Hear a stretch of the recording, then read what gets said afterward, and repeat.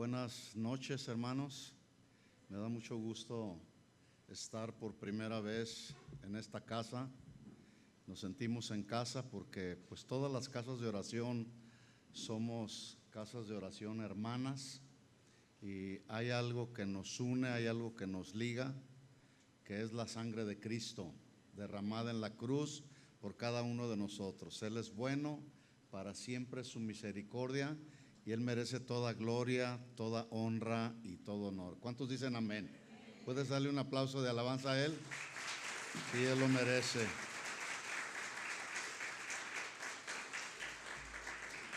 El pastor me dijo que podía predicar 2 horas. Me dijo, tú puedes predicar 2 horas, pero a la hora los hermanos se van. Así que vamos pues a recibir la palabra. ¿Están listos? Este mensaje que yo voy a compartir es la segunda parte del mensaje que compartí hoy en la mañana por allá en Ciudad Guzmán. Así que si usted no escuchó el mensaje de en la mañana, les voy a recomendar que lo escuchen, porque son 2 mensajes que están muy relacionados el uno con el otro. Así que cuando tenga usted oportunidad, le invito a que escuche el mensaje de hoy en la mañana. El título de ese mensaje fue: el sabio es bienaventurado. ¿Cómo es el sabio? Bienaventurado. O como decíamos en la mañana, que esta palabra está en un sentido superlativo, que en el original se lee bienaventuradísimo, ¿sí? Cuando se usa el sufijo ísimo es para hacer un énfasis en una frase, en un tema o en una expresión, como por ejemplo cuando a usted le dicen, ¿te gustó la comida? Estuvo riquísima. No rica, riquísima, ¿verdad? Entonces, más o menos ese es el sentido que da el término bienaventurado, para hacer énfasis. Soy bienaventuradísimo. Amén. ¿Cuántos son bienaventuradísimos? Diga, yo soy bienaventuradísimo, ¿sí? Porque así es Dios. Dios nos bendice, Dios nos hace dichosos, Dios nos hace felices, porque Él es nuestro Padre, y como nuestro Padre, Él nos ama, Él nos aconseja, Él quiere todo lo bueno para nosotros. Así como nosotros, como padres terrenales, anhelamos que nuestros hijos sean bendecidos, que nuestros hijos sean guardados del mal, del peligro de este mundo, pues así es Dios también como nosotros. Y Él anhela y Él desea que seamos bienaventurados en esta vida, en la vida cristiana. Y le tengo noticias. Para ser un hombre o una mujer, un joven, una señorita bienaventuradísimos, resulta que necesitamos caminar en la sabiduría de Dios. ¿Qué necesitamos? Caminar en la sabiduría de Dios. Y es precisamente el tema. El título del mensaje se llama Caminando sabiamente, ¿sí? Y quiero invitarle que me acompañe por ahí a la escritura, al libro de Proverbios. El término proverbio significa llegar a ser como. En este caso, llegar a ser conforme al carácter de Cristo, llegar a ser mansos y humildes de corazón, llegar a ser personas que amamos a Dios, llegar a ser personas sabias. Entonces, yo decía en la mañana que no hay persona más sabia después de Cristo quien tenga toda la autoridad para hablar de la sabiduría, como lo es Salomón. Salomón, a quien Dios le otorgó una sabiduría extraordinariamente exuberante, pero una sabiduría que era sabiduría divina. Y él, en el libro de Proverbios, que él lo escribió junto con Eclesiastés y con el Cantar de los Cantares, todos estos libros se conocen como los libros de la enseñanza sabia, ¿sí? Y resulta que quien los escribió pues fue el hombre sabio, a quien Dios depositó la gran sabiduría que Salomón experimentó. Ahí en Proverbios capítulo 2 y en el versículo 6, Salomón escribió, inspirado por Dios, Él escribió: porque Jehová da la sabiduría. Y esto es muy importante que lo entendamos. La sabiduría viene de Dios. Él es la sabiduría. Todo lo que tiene que ver con los atributos de Dios, la grandeza de Dios, la majestad de Dios, el poder de Dios, la soberanía de Dios, pero también la sabiduría provienen de Él, porque Él es el que da la sabiduría, y es esa sabiduría la que nosotros tenemos que buscar.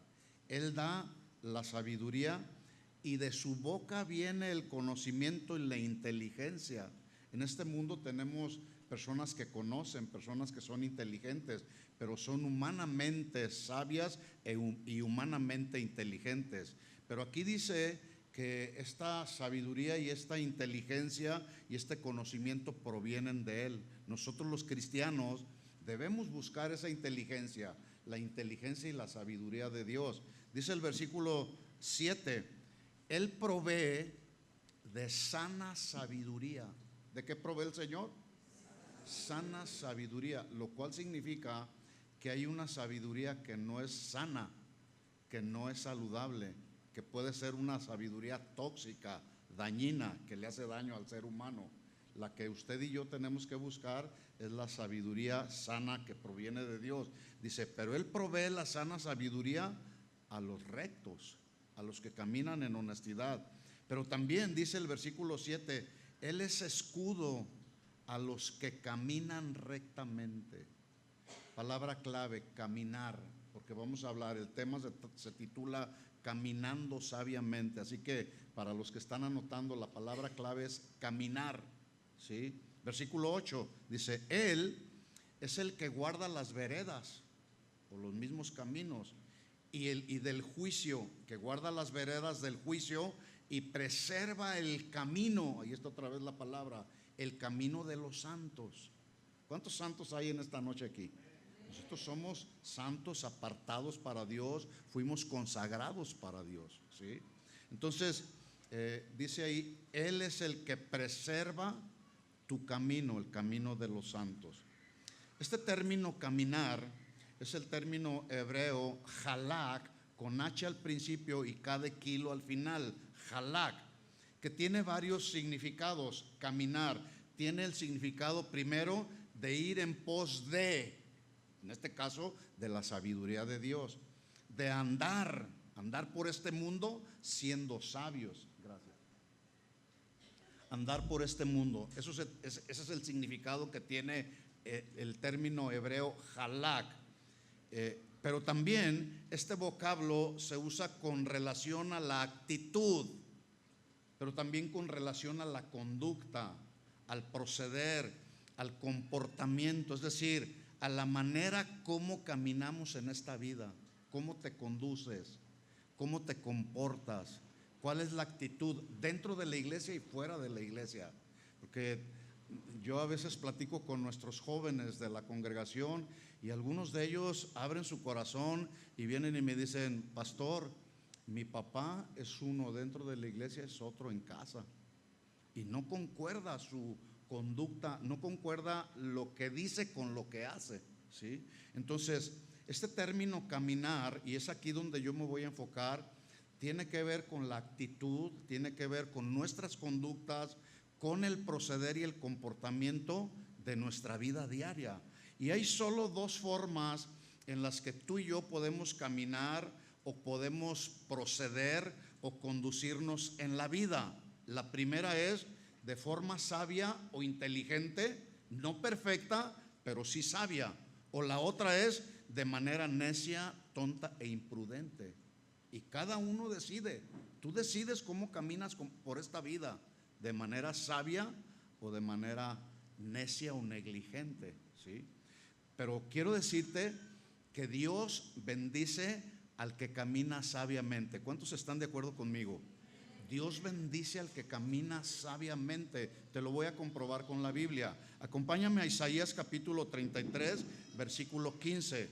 Acabo yo de mencionar que Dios bendice al que camina sabiamente, con la sabiduría que proviene de Dios, al que se conduce con sabiduría, al que procede con sabiduría. Isaías 33:15 dice: el que camina en justicia y habla lo recto, el que aborrece la ganancia de violencias, el que sacude sus manos para no recibir cohecho, el que tapa sus oídos para no oír propuestas sanguinarias, el que cierra sus ojos para no ver cosas malas, este habitará en las alturas, dice el profeta Isaías, Dios hablando a través del profeta Isaías. Cuando dice ahí en el versículo 16, este habitará en las alturas, se traduce también o se puede leer, este será un hombre, una mujer sabia, ¿sí?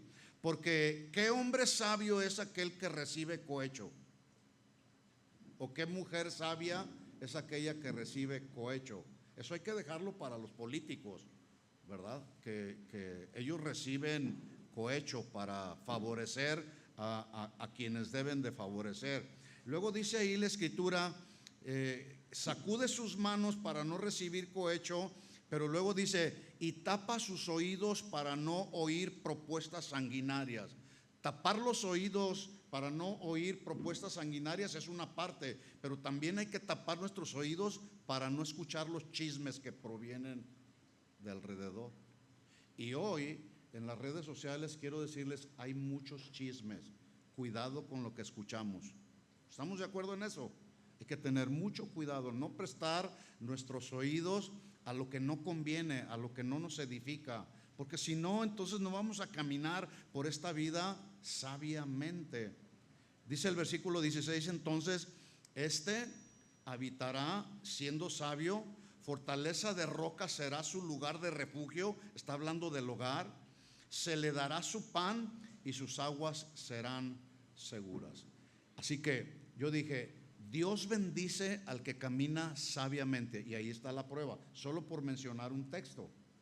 Ahora escuchen el rechazo del mismo pueblo de Israel en otra etapa de su caminar por este mundo respecto al pacto que Dios hizo con su pueblo Israel. Miren cómo ellos reaccionaron.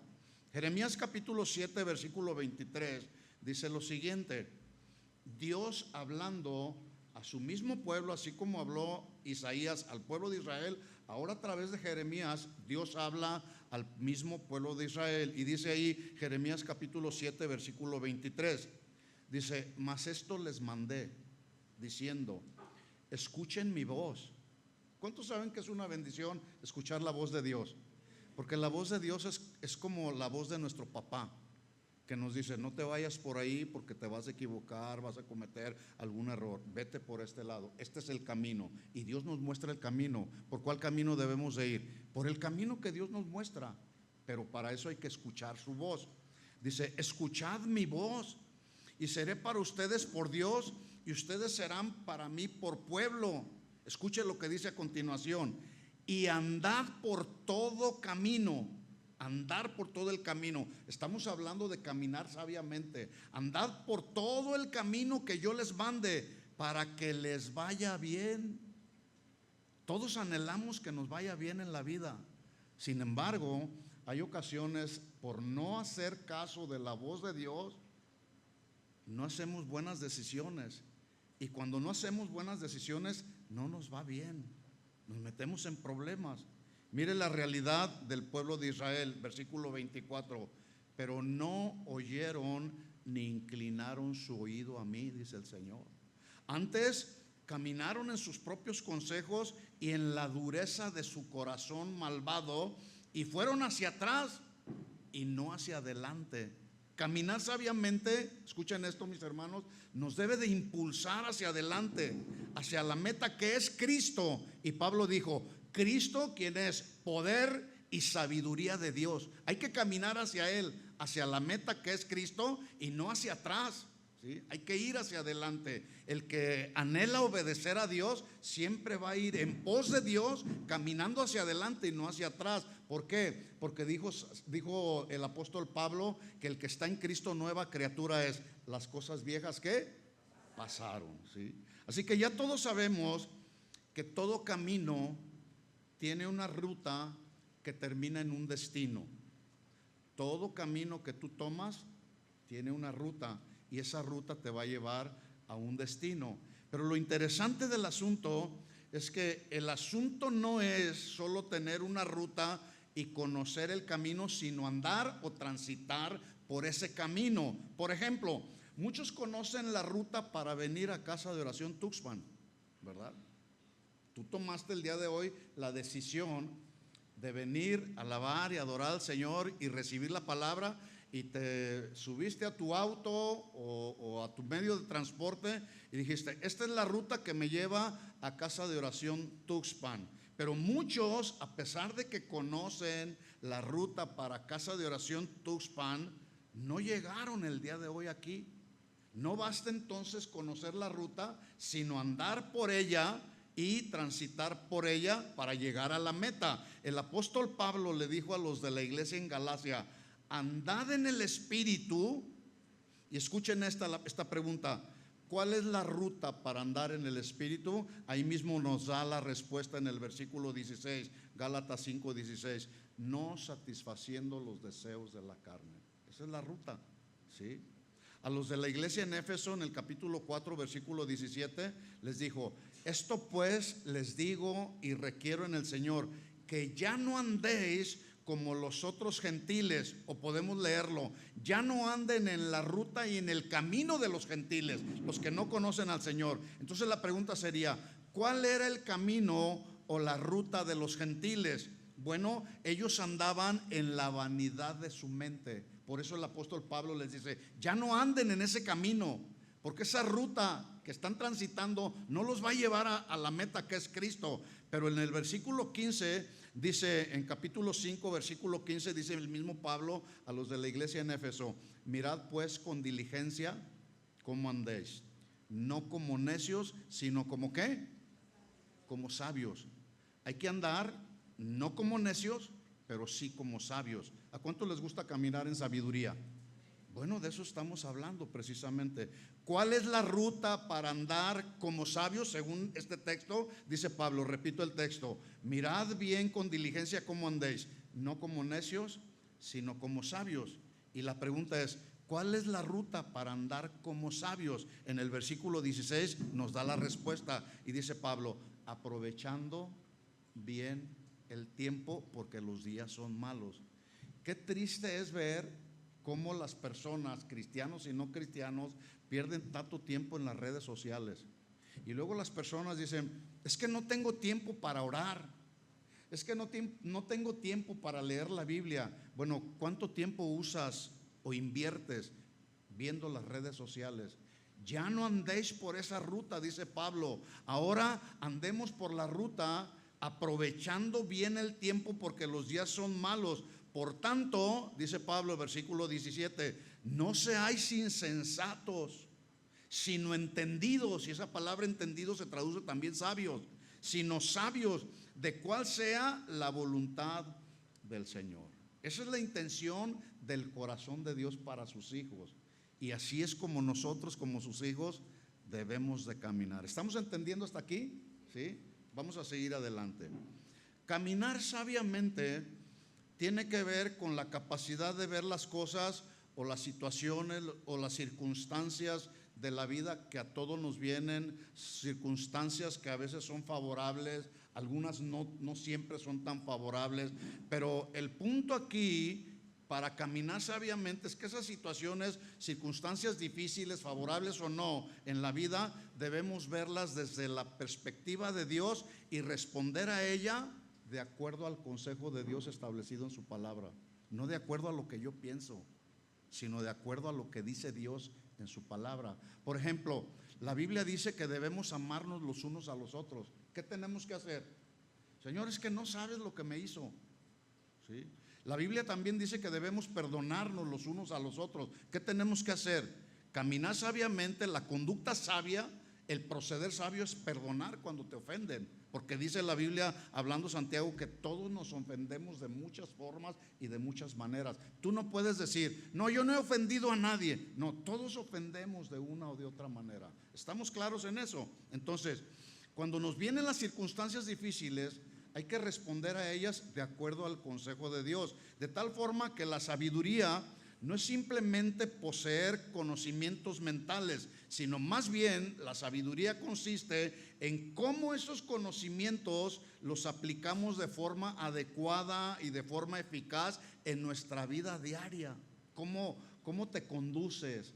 ¿Cómo tus hijos, tu esposa y tus hijos te ven que reaccionas cuando sucede alguna situación difícil? Algunos reaccionamos con desesperación, algunos otros nos falta fe para creer que Dios va a suplir nuestras necesidades, etcétera. Por lo tanto, es importante saber cuál es la fuente de donde procede la sabiduría con el fin de poder discernir. Escuchen esto, mis hermanos, necesitamos discernir cuando aplicamos la sabiduría meramente humana, o lo voy a poner de esta manera, o sabiduría secular.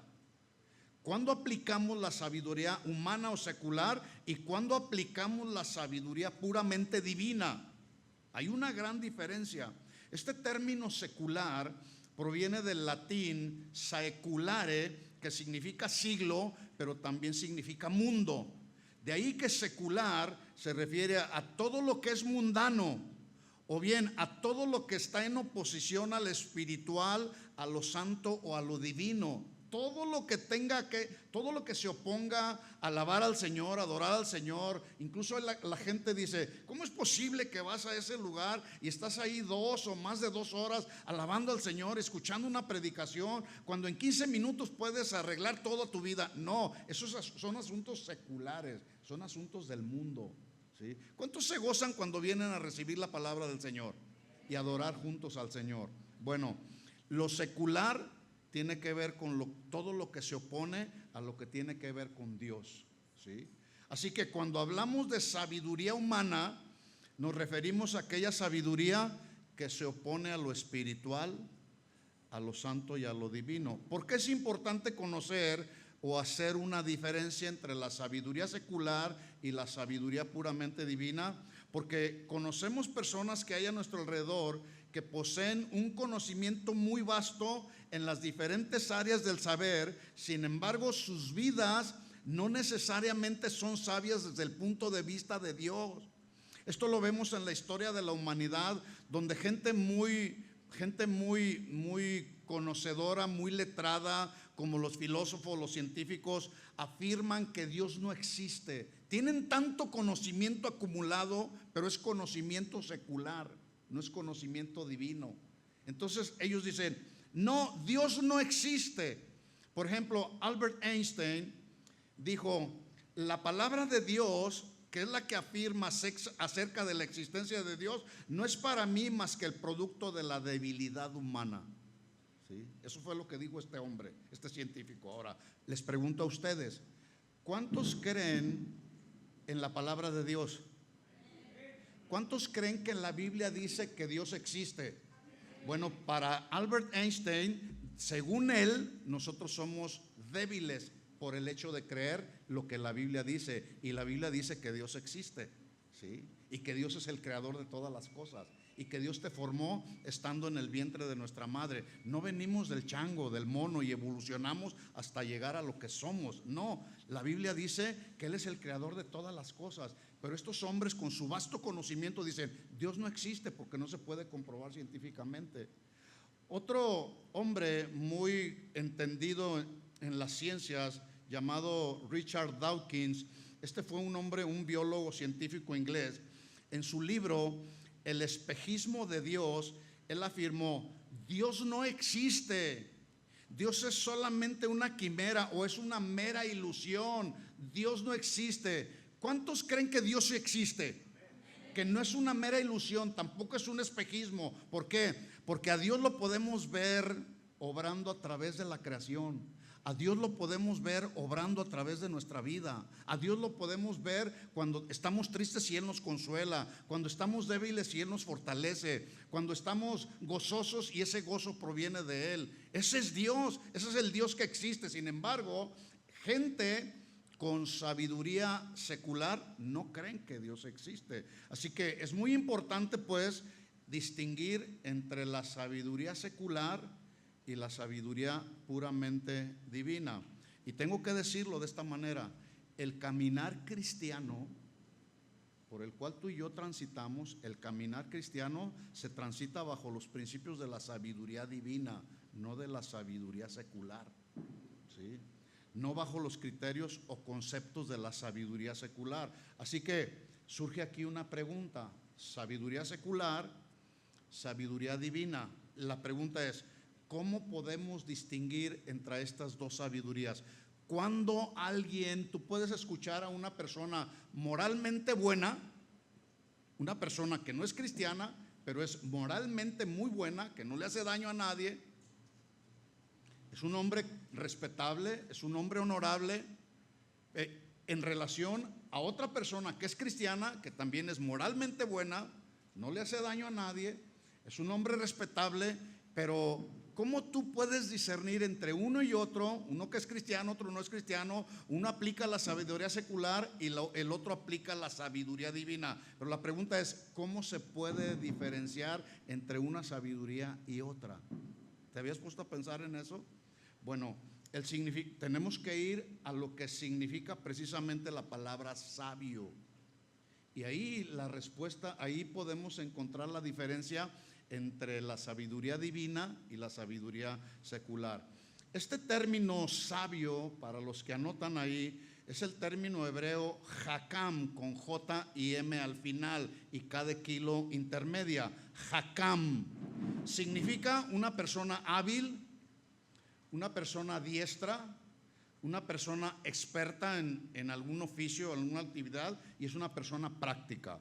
La primera vez que aparece en la Biblia este término Hakam tiene que ver con sabiduría secular. Aún en la Biblia se manifiesta la sabiduría secular.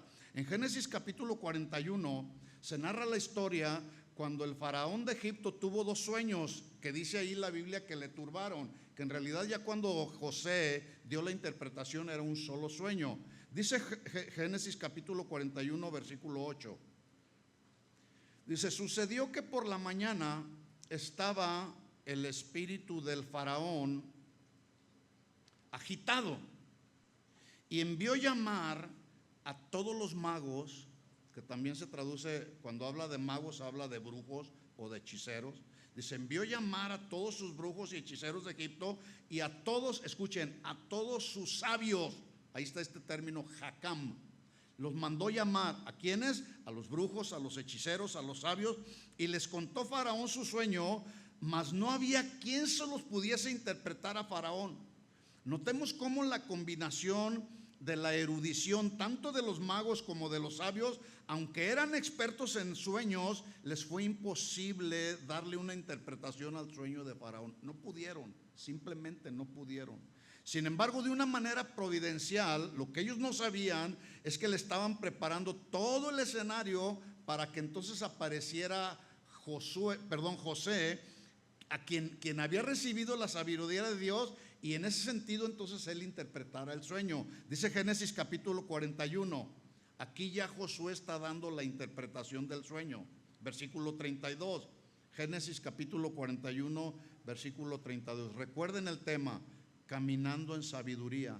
Ni los magos, ni los intérpretes de sueños, ni los sabios estaban caminando en la sabiduría de Dios, estaban caminando en la sabiduría secular. Pero aquí vemos a José ya interpretando el sueño desde el punto de vista de la sabiduría divina que Dios había depositado en él. Versículo 32 dice: y el suceder del sueño a Faraón dos veces, está hablando José, o está interpretando José, significa que la cosa es firme de parte de Dios. En otras palabras, Dios va a cumplir lo que te dijo a través del sueño. Es verídico, es real lo que Dios va a hacer. Lo que Él se ha propuesto hacer, Él lo hará. Esa era la interpretación. Y que Dios se apresurará a hacerla. Por tanto, dice la interpretación del sueño, hablando José: provéase ahora Faraón de un varón prudente y sabio. Ahí está otra vez el término Hakam, prudente y sabio, y póngalo sobre la tierra de Egipto. ¿Quién fue ese varón prudente y sabio? Díganlo. ¿Quién? José. ¿Por qué? Porque a Faraón se le antojó solamente tú eres tú. No, es que Faraón pudo interpretar que José tenía una sabiduría que provenía de Dios, no era una sabiduría secular. Versículo 39. Y dijo Faraón a José: Pues ¿qué Dios te ha dado? Pues ¿qué Dios te ha hecho saber todo esto? No hay entendido ni sabio como tú.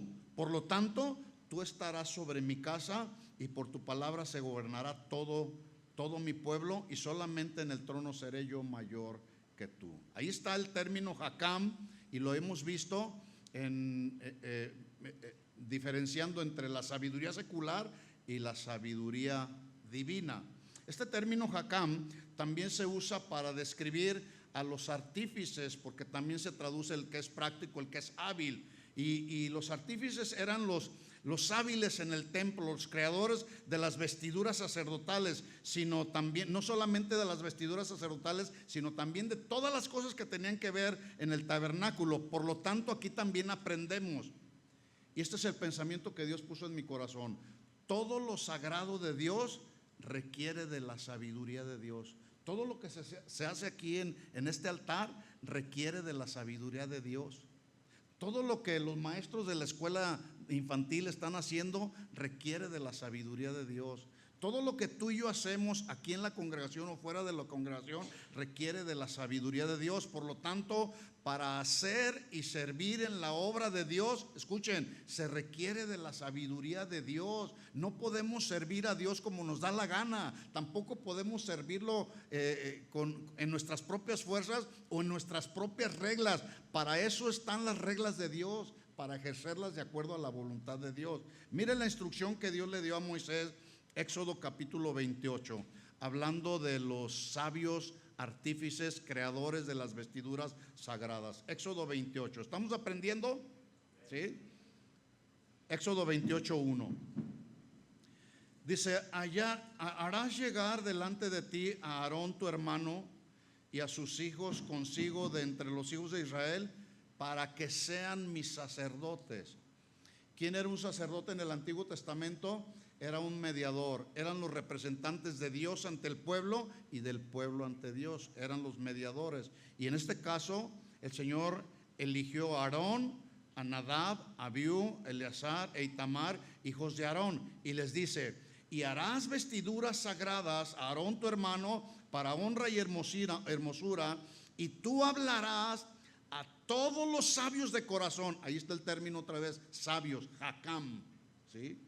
A quienes yo he llenado, dice el Señor, del espíritu de sabiduría, para que hagan las vestiduras de Aarón, para consagrarle y para que sean mis sacerdotes. ¿Se fijan cómo hasta para hacer de las cosas del Señor, para hacer este florero, se requiere de la sabiduría de Dios, quien lo haya hecho, ¿verdad? Entonces, Éxodo capítulo 36. Ahora vamos a ver los sabios de corazón para hacer todas las cosas que se requieren en el servicio del templo. Éxodo 36 dice: así pues, Bezaleel y Aholiab y a todo hombre sabio de corazón, a quien Jehová dio sabiduría e inteligencia para hacer toda la obra del servicio del santuario, harán todas las cosas que ha mandado Jehová.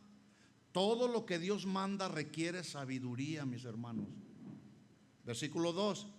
Y Moisés llamó a Bezaleel y a Aholiab y a todo varón sabio de corazón, en cuyo corazón había puesto Jehová sabiduría. Por eso Santiago dice: tienes falta de sabiduría, pídela a Dios, el cual dará abundantemente y sin reproches. Él está ahí listo como nuestro Padre para proveernos de la sabiduría que proviene de Él, y no actuar y conducirnos con la sabiduría secular. Dice entonces: en cuyo corazón había puesto Jehová sabiduría, todo hombre a quien su corazón le movió a venir a la obra para trabajar. Y tomaron de delante de Moisés todas las ofrendas que los hijos de Israel habían traído para la obra del servicio del santuario, a fin de hacerla. Y ellos seguían trayendo ofrenda voluntaria cada semana. Todo lo que tú traes, las ofrendas que tú traes para el Señor, sean ofrendas en especies, sean ofrendas económicas, sean ofrendas de tu tiempo, todas deben de ser ofrendas voluntarias, de las cuales Dios pone en nuestro corazón que las hagamos para la obra del Señor. Versículo 4. Tanto que vinieron todos los maestros que hacían toda la obra del santuario, cada uno de la obra que hacían, y fueron tantas las ofrendas, tanta abundancia y tanta generosidad del pueblo de Israel, que Moisés tuvo que detener, tuvo que suspender esas ofrendas.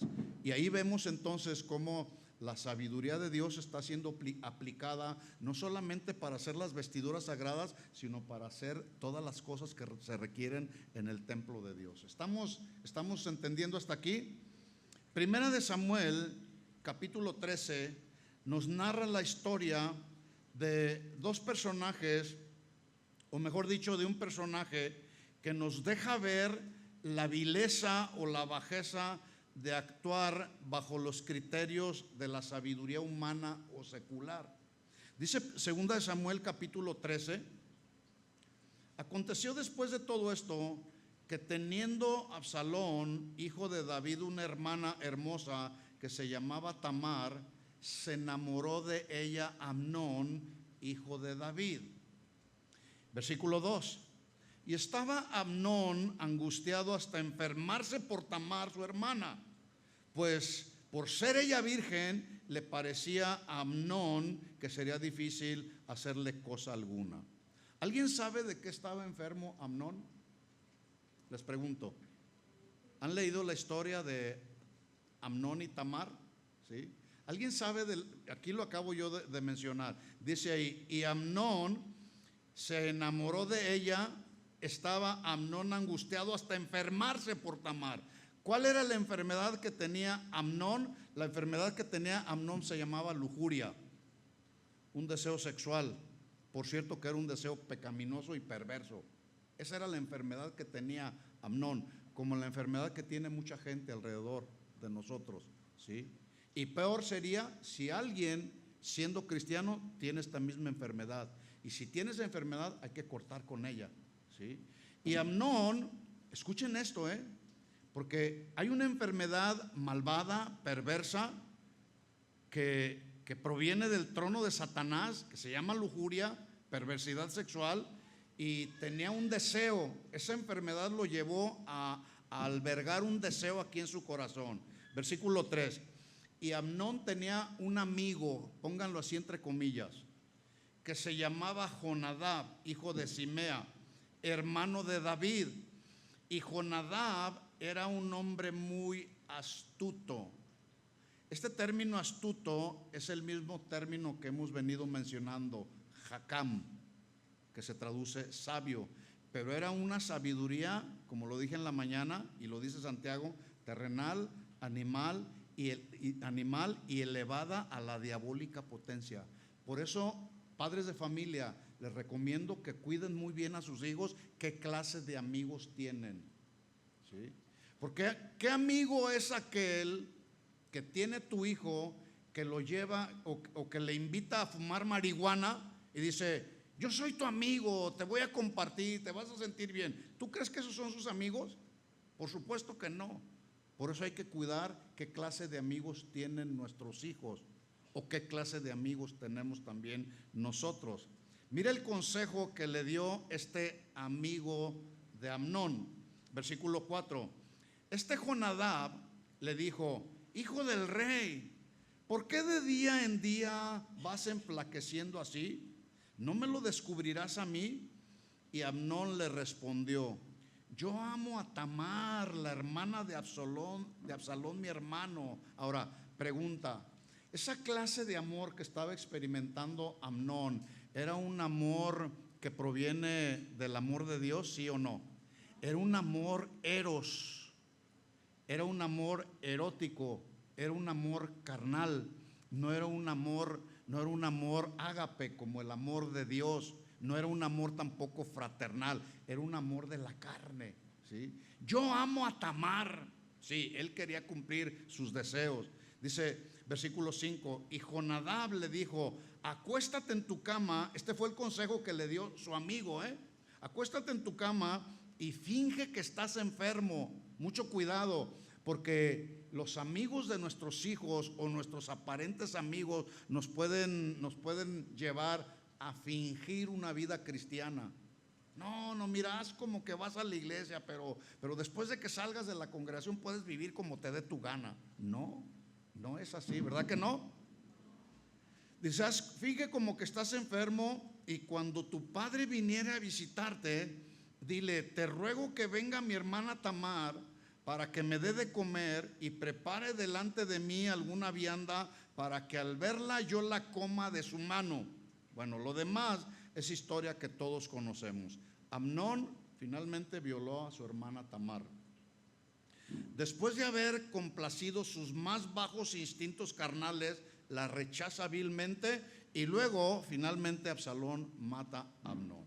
Así que el caminar cristiano, mis hermanos, se transita bajo la sabiduría de Dios para tomar decisiones basadas en la voluntad de Dios y no bajo los criterios y conceptos de la sabiduría secular. ¿Cuántos están de acuerdo conmigo? Si tomas decisiones en tu vida que van a afectar a tu familia bajo la sabiduría secular, prepárate porque te vendrán problemas, ¿sí? Hay que usar de la sabiduría divina. Y Dios es la fuente de toda sabiduría porque Él es sabio.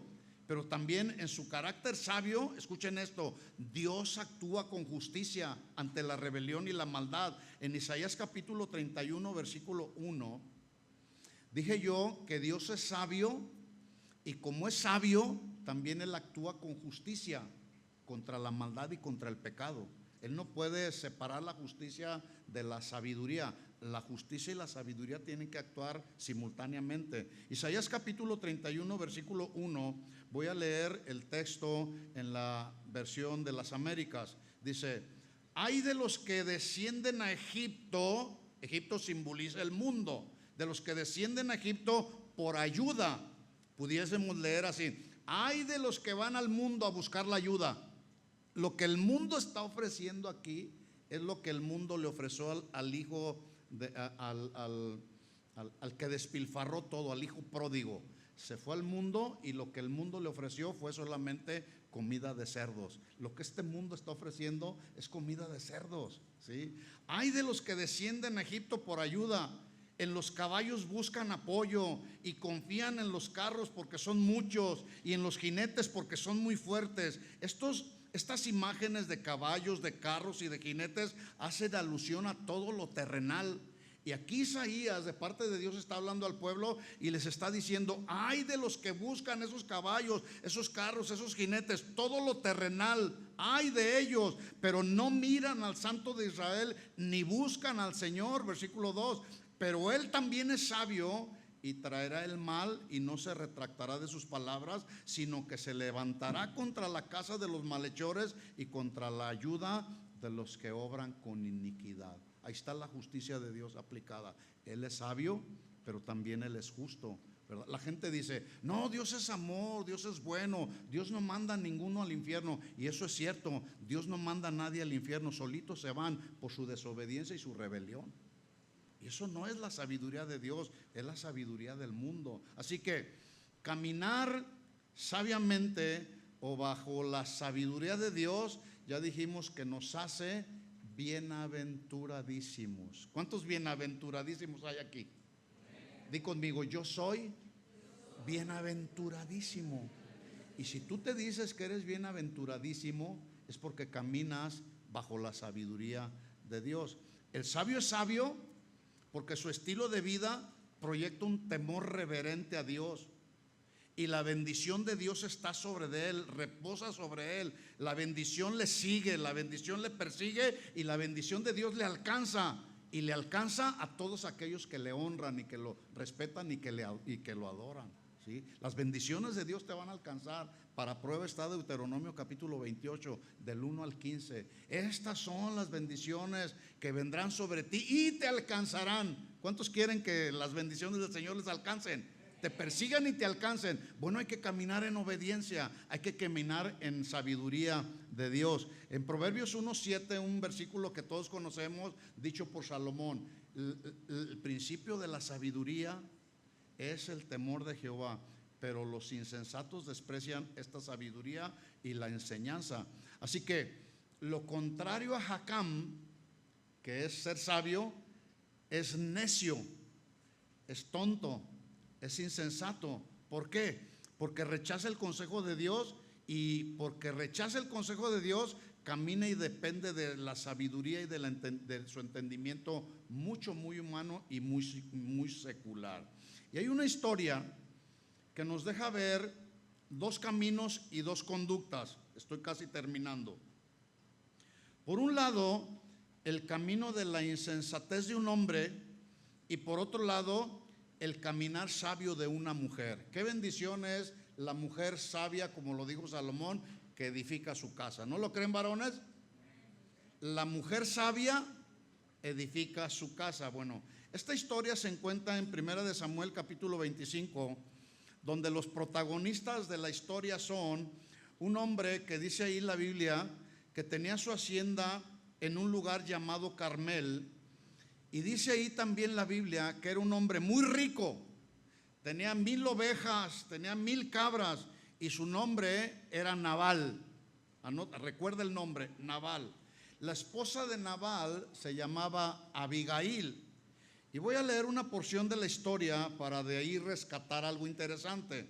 1 de Samuel capítulo 25 versículo 3 dice que era aquella mujer de buen entendimiento, Abigail, de buen entendimiento, que se traduce sabia, prudente, y dice además que era de hermosa apariencia, pero el hombre era un hombre duro y de malas obras. La Nueva Versión Internacional dice de Nabal que era un hombre grosero, mezquino, tacaño, avariento, y que era del linaje de Caleb. Así que tenemos a Nabal, que su nombre significa, por cierto, insensato, tonto, negligente, imprudente. Eso significa Nabal. Pero luego tenemos a su esposa Abigail, que dice la Biblia, ya lo mencioné, que era una mujer de buen entendimiento, era una mujer sabia, era una mujer prudente. Y ahora aparece en el escenario, aparece David, quien en buenos términos le hace una petición al insensato de Nabal. Versículo 8. Esta fue la petición de David que le hace a Nabal el insensato. Le dice: ¿podrías, Nabal, ser bondadoso con nosotros, ya que hemos venido en tiempo de celebración? Estaban en el tiempo, Nabal estaba en el tiempo en que trasquilaban las ovejas para rescatar la lana de las ovejas, y era un trabajo que ellos lo consideraban como una celebración, y estaban ahí en ese trabajo arduo. Y les dice David: ¿podrías ser bondadoso con nosotros? Hemos venido en tiempo de celebración, por favor, comparte con nosotros y con tu amigo David de las provisiones que tengas a la mano. Los hombres le dieron este mensaje, o sea, este fue un mensaje que David le mandó decir a Nabal, y estos hombres, los siervos de David, fueron con Nabal y le dijeron: Nabal, en nombre de David esperamos la respuesta a la petición de David. En el versículo 10 encontramos la respuesta del insensato de Nabal. Mire lo que dijo: ¿quién es este tipo David? Dijo Nabal con desdén: ¿quién se cree que es este hijo de Isaí? En estos días hay muchos siervos que se escapan de sus amos. Versículo 11. ¿Debo yo de tomar de mi pan, de mi agua, de la carne que maté para mis esquiladores o trasquiladores, y dársela a un grupo de bandidos que vienen de quién sabe dónde? Y aquí aplicamos, aquí aprendemos. El ser mezquinos, como el tremendo de Nabal, el insensato de Nabal, o ser avarientos, lleva a una persona a actuar con insensatez, como lo hizo Nabal. Entonces, lo que provocó este Nabal fue el enojo de David. Atención aquí, se enojó, y su enojo, el enojo de David, lo hizo tomar una decisión muy carnal. Dice ahí la historia que David tomó 400 hombres para tomar venganza por su propia mano, y le dijo, versículo 21: hey, Nabal insensato, me devolvió un mal por bien, que Dios me castigue y me mate si tan solo un hombre de su casa queda con vida mañana por la mañana. ¿Qué estaba haciendo David? Estaba tratando de tomar venganza por su propia mano, y eso no proviene de la sabiduría de Dios, ¿verdad que no? El enojo entonces nos lleva a actuar con una sabiduría secular. Por eso nosotros, los hombres y las mujeres, debemos actuar con dominio propio. Se dice fácil, pero en la práctica hay que ejercitarnos en el dominio propio y en la paciencia. Pero gracias a Dios, que en este panorama tan adverso, en medio de la situación, entra en escena la mujer sabia y prudente llamada ¿cómo? Abigail. Del versículo 23 en adelante de la historia, dice que ella llega con David, se arrodilla y empieza a interceder por su esposo Nabal, reconociendo que era un hombre perverso y mezquino. Y escuche las palabras de esta mujer sabia, versículo 26. Ahora, mi señor, tan cierto como el Señor vive y que usted vive, ya que el Señor impidió que usted matara y tomara venganza por su propia mano, que todos sus enemigos y los que intenten hacerle daño sean tan malditos como lo es Nabal. Versículo 31. Mi Señor, que esta no sea una sombra en su historial, es decir, que no quede una marca equivocada, que él por su enojo tomó la venganza por su propia mano. Y entonces su conciencia no tendrá que llevar la pesada carga de haber derramado sangre sin causa o por haberte vengado por ti mismo. Versículo 32, mire la respuesta de David. Y David le dijo a Abigail: bendito sea Jehová, Dios de Israel, que te envió para que hoy me encontrases, y bendito sea tu razonamiento sabio. ¿Cuántos varones le dan gracias a Dios por las mujeres sabias?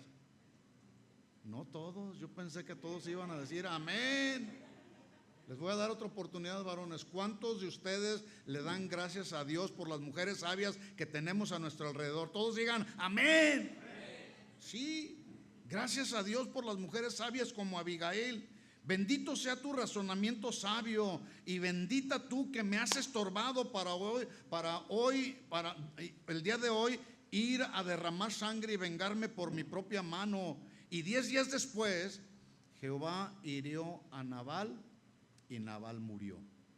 Versículo 39 dice: luego David oyó que Nabal había muerto y dijo: bendito sea Jehová, que juzgó la causa de mi afrenta recibida de mano de Nabal, y ha preservado de mal a su siervo, y Jehová ha vuelto la maldad de Nabal sobre su propia cabeza. Después envió David a hablar con Abigail para tomarla como su mujer. Claro, todo varón siempre quiere tener una mujer sabia a su lado, ¿sí o no?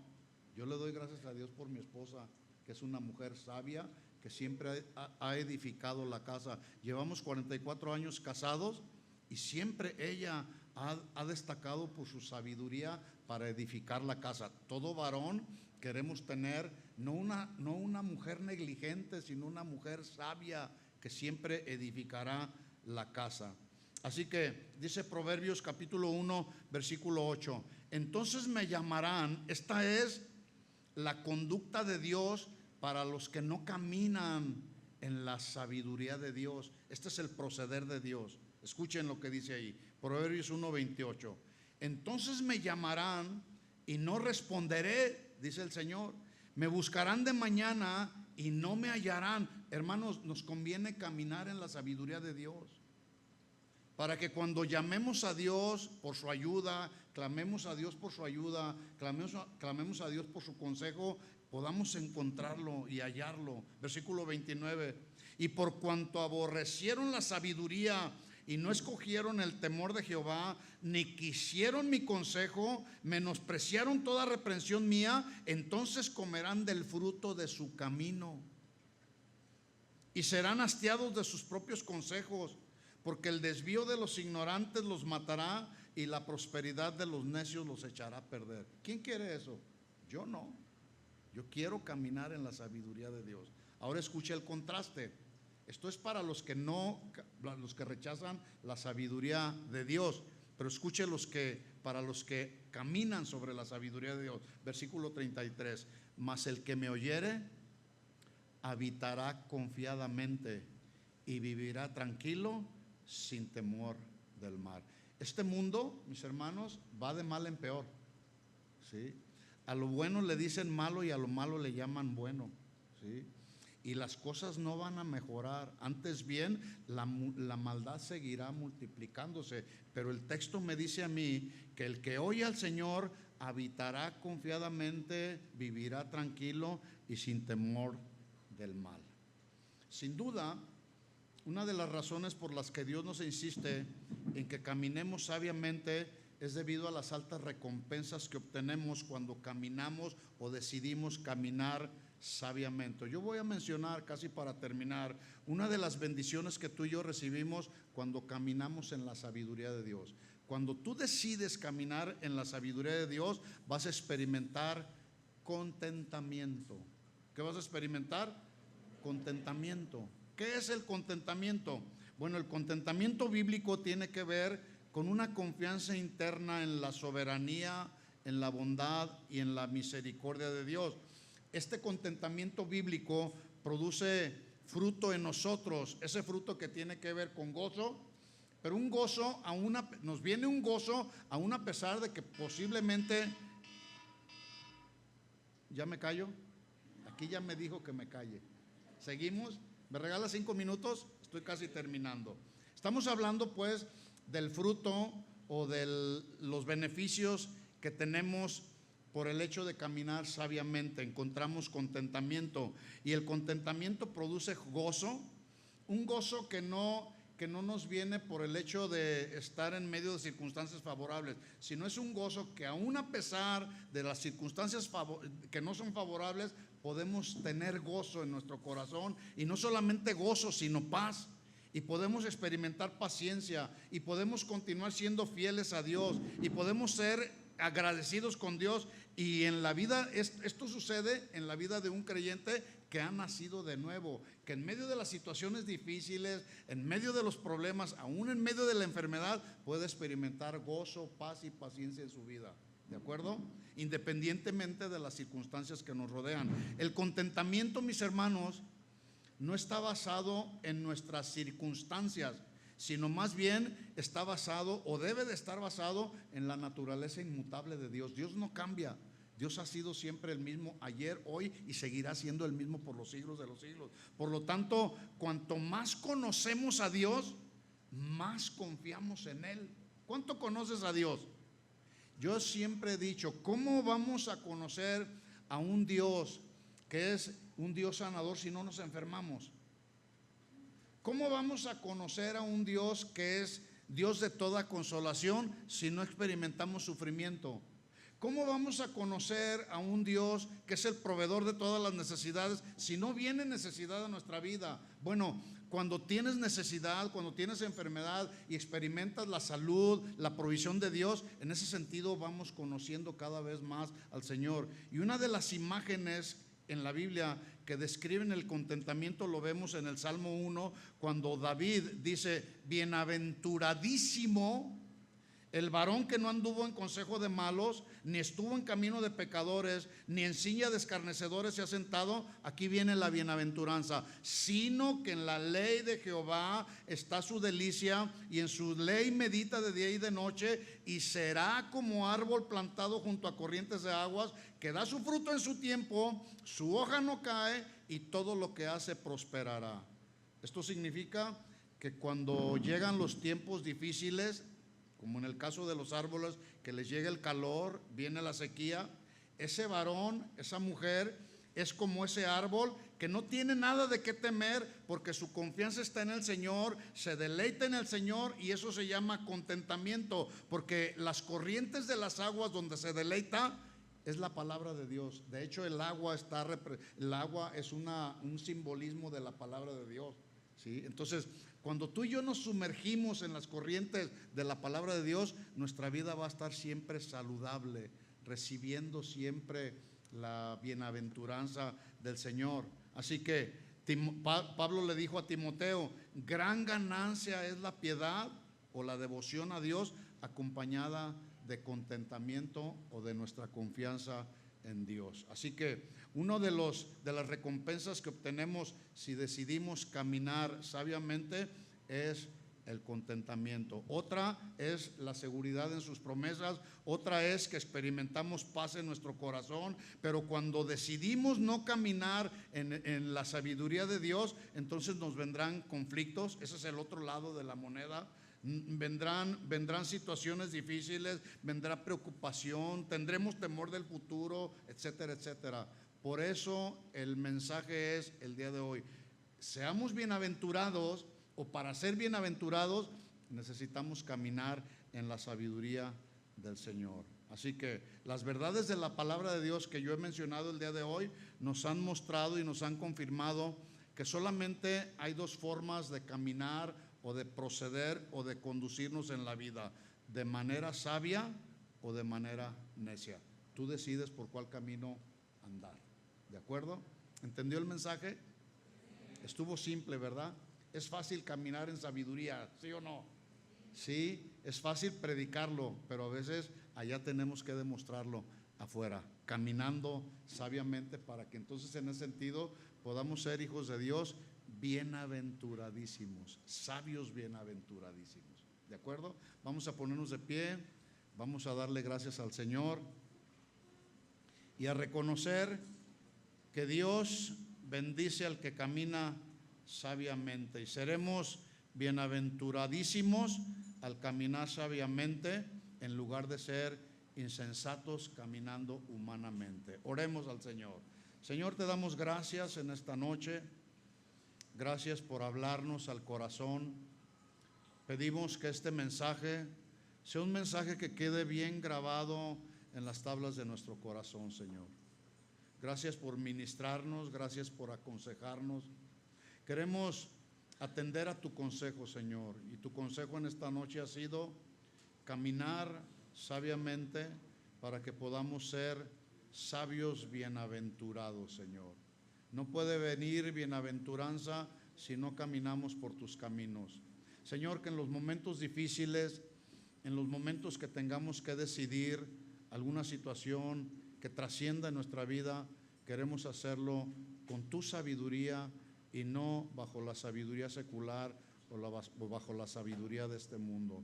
Señor, tu bendición para cada familia representada en esta casa, Señor. Yo los bendigo en el nombre de Jesús y te pido que cada uno de ellos caminen siempre en la sabiduría de Dios. ¿Por qué no pones tu mano sobre la persona que tienes ahí junto a ti y oras por él y dile al Señor: Señor, yo bendigo a mi hermano, que siempre él camine, ella camine bajo tu sabiduría, la sabiduría que proviene de ti, Señor, para que podamos en ese sentido hacer decisiones conforme a tu perfecta voluntad. Ayúdanos, Señor.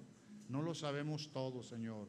Queremos caminar, Señor, hasta llegar al destino final, que es estar en tu presencia por toda la eternidad. Pero para eso, Señor, necesitamos de tu sabiduría.